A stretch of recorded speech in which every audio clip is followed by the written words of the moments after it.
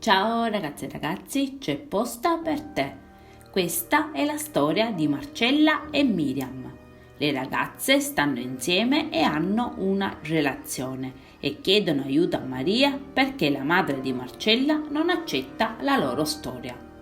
Le ragazze si sono innamorate 3 anni fa ed è da allora che la mamma Rosa non vede e non sente più la figlia.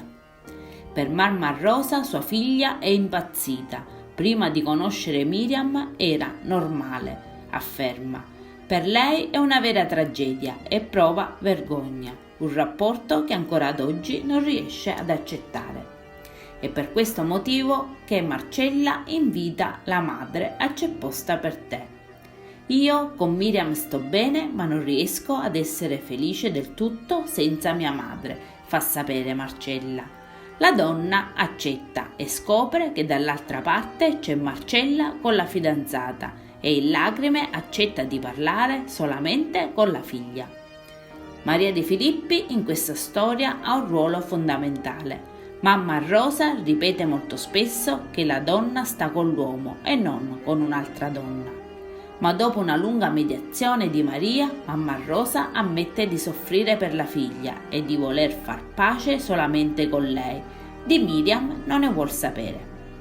Ma Miriam interviene chiedendo a Rosa di darle una possibilità di conoscerla.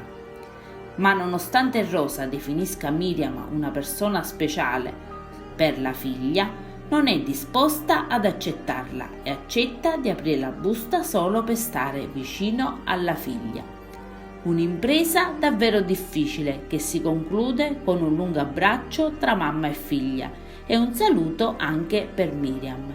Mi auguro che sia un inizio che le faccia capire a Rosa che molte volte non siamo noi a scegliere il nostro destino. Storia di grande emozione. Voi cosa ne pensate? Commentate pure, io adesso vi saluto e vi aspetto al prossimo video. Bye bye!